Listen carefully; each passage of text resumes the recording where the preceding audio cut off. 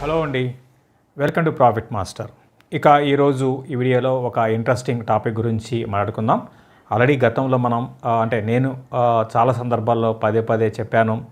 Hospitals sector అంటే hospital industry అనేది చాలా బాగుంటుంది, బ్రహ్మాండమైన ఫ్యూచర్ ఉంటుందని చెప్పాము. సో దానికి అనుగుణంగా సెక్టర్ పరంగా అన్నీ కూడా ఇది కాదు అది కాదు అన్ని స్టాక్స్ ముందుకు వెళ్ళాయి. మరీ ముఖ్యంగా కొన్ని అయితే మ్యాక్స్ హెల్త్ అనేది ఒక రికార్డ్ కింది మనం ఈ వీడియో చేయడానికి ప్రధాన కారణం ఏంటి అంటే మ్యాక్స్ హెల్త్ మన ఇండియాలో ఒక రికార్డ్ ఏంటి అంటే హాస్పిటల్ అనేది ఇన్ని రోజులు హెల్త్ కేర్ సెక్టర్లో అంటే హాస్పిటల్స్లో మార్కెట్ క్యాప్ పరంగా పెద్దదన్నమాట. దాన్ని దాటుకొని మ్యాక్స్ హెల్త్ అనేది దాన్ని దాటి ముందుకు వెళ్ళింది. దగ్గరగా మ్యాక్స్ హెల్త్ 90,000 మార్కెట్ క్యాప్కి చేరుకుందనమాట. సో ఎందుకు ఈ విధంగా హాస్పిటల్ స్టాక్స్ అన్నీ కూడా ఈ విధంగా ఎందుకు ముందుకు వెళ్తున్నాయి, ఇంకా మనం ఇన్వెస్ట్ చేయొచ్చా, బాగా పెరిగాయా అనే అంశాలు మాట్లాడుకుందాం.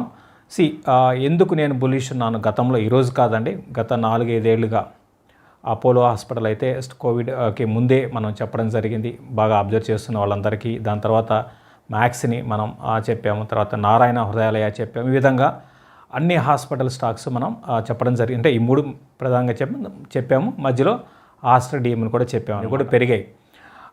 సో ఇవన్నీ కాదు, మిగతా హాస్పిటల్ స్టాక్స్ కూడా అంటే ఉన్నవి కూడా పెద్దగా ఎక్కువ లేవు.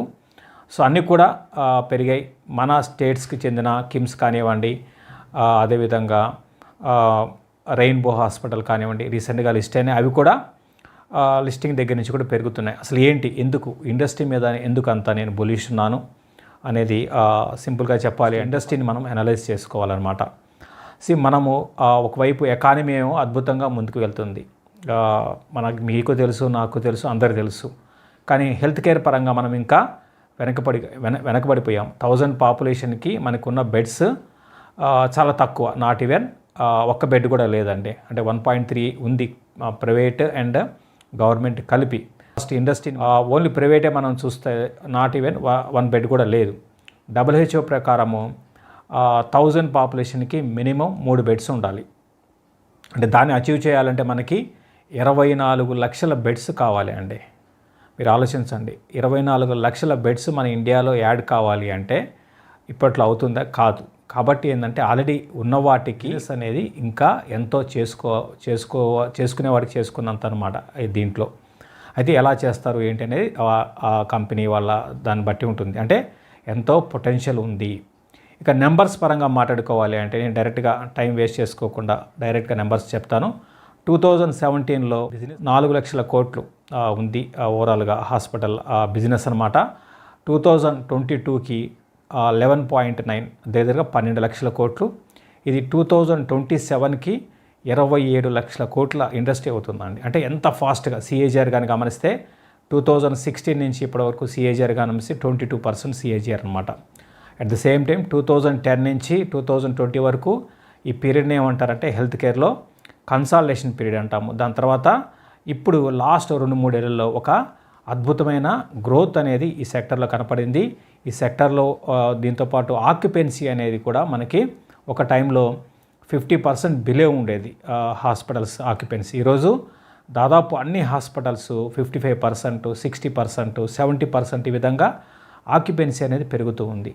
ఇంకొక కారణం కూడా చూడాలి అంటే మన ఇండియాలో ఇంకొక మార్పు ఏంటి అంటే ఇన్సూరెన్స్ అనేది చాలా లాస్ట్ ఒక 2-3 ఏళ్ళుగా, మరి ముఖ్యంగా కోవిడ్ తర్వాత ఇన్సూరెన్స్ అనేది పట్ల అందరూ ముందుకు రావడం చూస్తున్నాము, ఇన్సూరెన్స్ తీసుకోవడం చూస్తున్నాము, హెల్త్ ఇన్సూరెన్స్ అనమాట.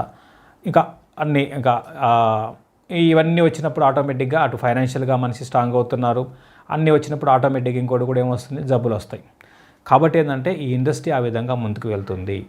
సో కాబట్టి మన ఇదంతా కూడా ఏంటంటే ఎర్లీగా ఐడెంటిఫై చేయాలి. ఒక ఇండస్ట్రీని మనం ఈ విధంగా సెక్టార్ని ఐడెంటిఫై చేయాలి.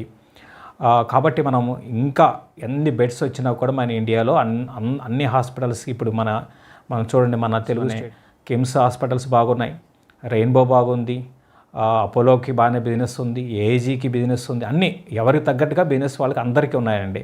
సో అయితే ఇక్కడ ఇంటింగ్ ఏంటంటే బిగ్ ప్లేయర్స్ ఫ్యూచర్ అంతా కూడా బ్రాండెడ్ ఉంటారు, బిగ్ ప్లేయర్స్ మాత్రం ముందుకు వెళ్తూ ఉంటారండి. బ్రాండ్ అనేది ఖచ్చితంగా ఇందులో మనకి రానుంది. అంటే బ్రాండెడ్ మనం చూస్తున్నాం.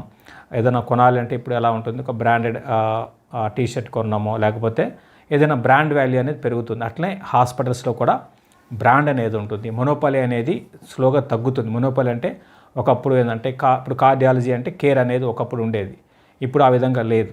అంటే ఏంటి, స్లోగా ఏమైపోతుందంటే మనకి డాక్టర్స్ స్పెషలైజేషన్లో సూపర్ స్పెషలైజేషన్ ఉంటుందండి. అంటే DM cardiology, DM medical oncology, దీన్ని సూపర్ స్పెషలైజేషన్ అంటారు. ఇవి మన ఇండియాలో ఒక 4 years బ్యాక్ వరకు చాలా తక్కువ సీట్లు ఉండేవి. ఈరోజు పెరిగాయి. ఇప్పుడు దగ్గరగా పీజీ సీట్లు 70,000 పీజీ సీట్స్ ఉన్నాయన్నమాట మన ఇండియాలో. అది కూడా చాలా తక్కువే, చాలా తక్కువ అండి. అంటే రీసెంట్గా పెరిగిన తర్వాత చెప్తున్నాను. ఒకటి ఏంటంటే మనకి మ్యాన్ పవర్ ఒకటి బాగా మైనస్ పాయింట్. ఈ ఇండస్ట్రీలో మెయిన్ మైనస్ పాయింట్ ఏంటి అంటే మ్యాన్ పవర్. సో మన ఇండియాలో మ్యాన్ పవర్ పరంగా అటు గవర్నమెంట్ లాస్ట్ 2-3 ఏళ్ళు కొంచెం ఇంప్రూవ్ చేసింది, అందులో డౌట్ లేదు. సో ఇప్పుడు మ్యాన్ పవర్ పరంగా కూడా మనకు ప్రాబ్లం ఉండదు. కాబట్టి ఏంటంటే ఇండస్ట్రీ అనేది ముందుకు వెళ్తుంది, అద్భుతంగా ముందుకు వెళ్తుంది.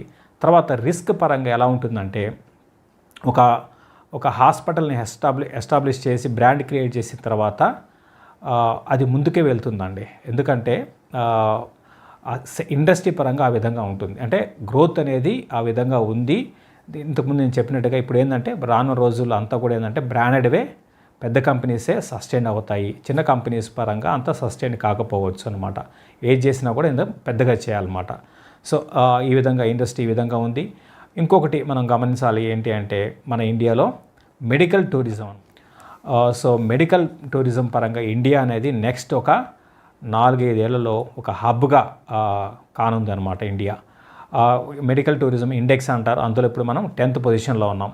ఇది మనం అక్కడ నుంచి కొంచెం ముందుకు వెళ్ళే అవకాశాలు ఉన్నాయి. అంటే ఇంకా 10th పొజిషన్ నుంచి ముందుకు వెళ్ళొచ్చు. ఎందుకు రీజన్ పరంగా చెప్పాలి అంటే మెడికల్ టూరిజం పరంగా ఎందుకు మనం ముందుకు వెళ్తామా అంటే మన చుట్టుపక్కల ఉన్న కంట్రీస్ ఏవైతే ఉన్నాయో లైక్ బంగ్లాదేశ్ కానివ్వండి, పాకిస్తాన్ కానివ్వండి, శ్రీలంక, వియత్నాం ఇటువంటి కంట్రీస్తో పాటు ఎక్కువగా ఆఫ్రికన్ కంట్రీస్ నుంచి మన ఇండియాకి మెడికల్ పరంగా ప్రాబ్లమ్స్ ఉన్న వాళ్ళు వస్తూ ఉంటారన్నమాట.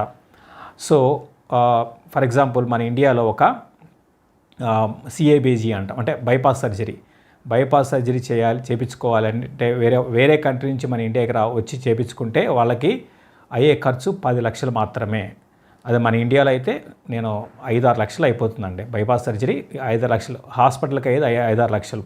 మిగతా రాను పోను ఖర్చులు, తర్వాత వాళ్ళు ఇక్కడ ఒక 10-15 రోజులు ఎక్కడన్నా హోటల్లో ఉండాలి, అకామిడేషన్ ఇవన్నీ కావాలి కదా. సో ఇవన్నీ కలుపుకొని 10 లక్షలు అవుతుంది.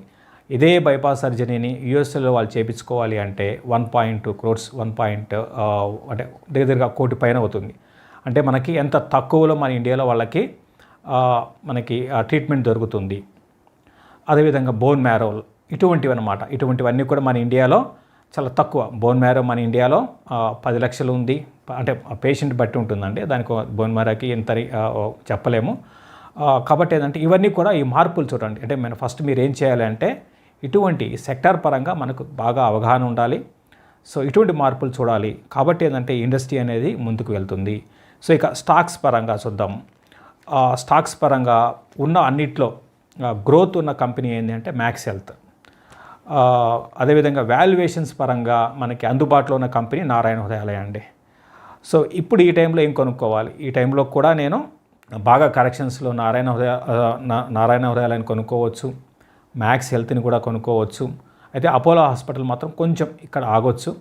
అంటే కొంచెం అంటే ఇన్ ద సెన్స్ కంపేర్ చేసుకుంటే మిగతా స్టాక్స్తో కంపేర్ చేసుకుంటే కొంచెం ఆగడానికి అవకాశం ఉంది. ఎందుకంటే అపోలో హాస్పిటల్కి మార్జిన్ ప్రెషర్ అనేది ఉంది అనమాట. మార్జిన్స్ అనేది తక్కువ ఉన్నాయి.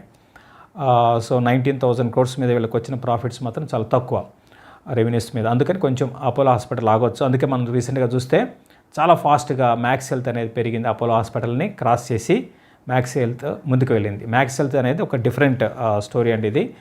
ఇదేంటి అంటే దీన్ని ప్రమోట్ చేసే కాదు, అభయ్ సాయి అని. ఇది ఇంతకుముందు రేడియంట్ లైఫ్ కేర్ అనేది ఉండేది. వాళ్ళు మ్యాక్స్ హెల్త్లో 50% స్టేక్ తీసుకున్నారు. దాని తర్వాత కంప్లీట్గా మెర్జ్ అయిపోయింది. సో మ్యాక్స్ హెల్త్ అనేది 2020 తర్వాత మనకి ఐపీఓకి వచ్చింది. సో అక్కడ ఉంది. దీంట్లో కేకేఆర్ వాళ్ళు 80 రూపీస్లో, అంటే లిస్టింగ్కి ముందే 80 రూపీస్లో కొన్నారంటే వాళ్ళు దగ్గర 9,800 crores ప్రాఫిట్ బుక్ చేసుకొని, కేకేఆర్ అంటే ప్రైవేట్ ఇన్వెస్ట్మెంట్ కంపెనీ అనమాట, ప్రాఫిట్ బుక్ చేసేసుకున్నారనమాట వాళ్ళు. అంటే ఇంకా ఉండొచ్చు, ఉంటే ఇంకా వచ్చేదనుకోండి. బట్ ఏదైనప్పుడు కూడా ఏంటంటే వాళ్ళు ప్రాఫిట్ బుక్ చేసుకున్నారు. ఇటువంటి వాటిట్లో ఏంటంటే ముందు ఉండాలి. ఎంత ముందు ఉంటే అన్ని లక్షల అంటే మనం ముందుగా ఎర్లీగా ఉండి లక్షలు ఇన్వెస్ట్ చేస్తే ఆటోమేటిక్గా కోట్లు అయిపోతాయండి.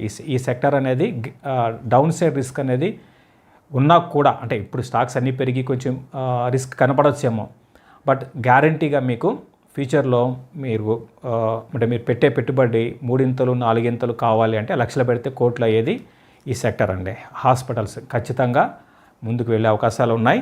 సో మీకు తెలిసిందే, మేము కూడా ఇండస్ట్రీలోకి ఎంటర్ అవుతున్నాం. Aravinda hospitals and advance medical services అనమాట. సో ఇది కూడా పబ్లిక్ లిమిటెడ్ కంపెనీ. సో మా ఆలోచన కూడా అదే, ఫ్యూచర్లో ఒక ఇండస్ట్రీలోకి ఎంటర్ అవుతున్నాం. Aravinda hospitals and advance medical services అనమాట. సో ఇది కూడా పబ్లిక్ లిమిటెడ్ కంపెనీ. సో మా ఆలోచన కూడా అదే, మంచి ఒక పాన్ ఇండియా హాస్పిటల్స్ లాగా వెళ్ళాలనే ఉద్దేశంతో ఉన్నాము. రీసెంట్గా లోగో కూడా తయారు అయింది, కాకపోతే ఇంకా లాంచ్ చేయలేదు. సో ఓవరాల్గా హెల్త్ కేర్ పరంగా మేము అంటే హాస్పిటల్స్ పరంగా ఇంకా బుల్లిష్ ఉన్నాము. ఈ స్టాక్స్ ఇంకా ముందుకు వెళ్ళే అవకాశాలు ఉన్నాయి. ఏవి కొనుక్కోవాలంటే ఆల్రెడీ ఇంతకుముందు నేను చెప్పినట్టుగా నారాయణ కొనుక్కోవచ్చు, మ్యాక్స్ కొనుక్కోవచ్చు. దీంతోపాటు మన తెలుగు స్టేట్స్కి చెందిన రెయిన్బో ఒకటి కూడా ఇంట్రెస్టింగ్గా ఉంది. రెయిన్బోకి ఏంటి అంటే మార్జిన్స్ బాగుంటాయండి. రెయిన్బోకి మార్జిన్స్ బాగుంటాయి. కాబట్టి ఇటువంటి స్టాక్స్లో మీరు ఇన్వెస్ట్ చేయండి. ఒకటి ఓన్లీ మీరు మార్జిన్స్ అనేది కాదు, గ్రోత్ కూడా చూడాలి. సో రెయిన్బోకి గ్రోత్ కూడా ఉంది, బట్ మ్యాక్స్ హెల్త్ అంత గ్రోత్ అయితే లేదు. ఇప్పుడున్న పరిస్థితుల్లో మనం ఎటువంటి స్టాక్ సెలెక్ట్ చేసుకోవాలంటే ఫస్ట్ ఏంటంటే ఉన్న వాటిలో అన్నిటికన్నా వాల్యూ పరంగా ఏది తక్కువ ఉంది నారాయణ హృదయాలయ. అయితే రీసెంట్గా నెంబర్స్లో అనుకున్నంత బాగా రాలేదు, అందుకు కొంచెం రీసెంట్గా కరెక్ట్ అయింది. బట్ బిలో 1200కి వచ్చినప్పుడు నారాయణ కూడా పిక్ చేసుకోవచ్చు. రెయిన్బో అయితే ఇంకా అంటే వాల్యుయేషన్స్ ఎక్స్పెన్సివ్ అయినా సరే ఇంకా రెయిన్బో పెరగడానికి అవకాశం ఉందండి. ఎందుకంటే ఇది పేడియాటిక్ అండ్ గైనకాలజీ, అంటే వీళ్ళకంటూ యూనిక్ బిజినెస్ ఉంది. ప్లస్ పెద్దగా కాంపిటీషన్ పరంగా లేరు. లోకల్ అయినా సరే హైదరాబాదు, విజయవాడ, ఈవెన్ బెంగళూరులో కూడా ఉంది. అయినా సరే మంచి వీళ్ళకంటూ ఒక రెగ్యులర్ బిజినెస్ ఉంది. తర్వాత గ్రోత్ కూడా ఇందులో ఉండే అవకాశాలు ఉన్నాయి. ఇది ఓవరాల్గా హెల్త్ కేర్ గురించి నేను చెప్పానండి. ఇదంతా కూడా ఏంటంటే చాలా బ్రీఫ్గా చెప్పాను. ఇంకా ఇటువంటి అంశాలన్నీ కూడా మనం ఇన్వెస్టర్స్ మీట్లో మనం మాట్లాడుకుందాము. 21వ తారీఖు విశ్వేశ్వరయ్య భవన్ ఖైరతాబాద్లో మనం ఇన్వెస్టర్స్ మీట్ మనం నిర్వహించబోతున్నాము. కాబట్టి ప్రతి ఒక్కరు కూడా హాజరు కావడానికి ప్రయత్నించి, అయితే ఈసారి ఇన్వెస్టర్స్ మీట్ ఏంటి అంటే మేము అనుకోలేదు ఎంత త్వరగా పెట్టాలని. చాలామంది ఫోన్లు చేసి ఇన్వెస్టర్స్ మీట్ ఎప్పుడని వాళ్ళు అడగడము. సో దాని కారణంగా మనం ఈసారి మనం కండక్ట్ చేస్తున్నాం అన్నమాట. 21వ తారీఖు జూలై 21 ఖైరతాబాద్లో ఇంజనీర్స్ భవన్లో ఉంది. కాబట్టి ప్రతి ఒక్కరు కూడా హాజరు కావడానికి ప్రయత్నం చేయండి. Thank you. Please like, subscribe and share our videos.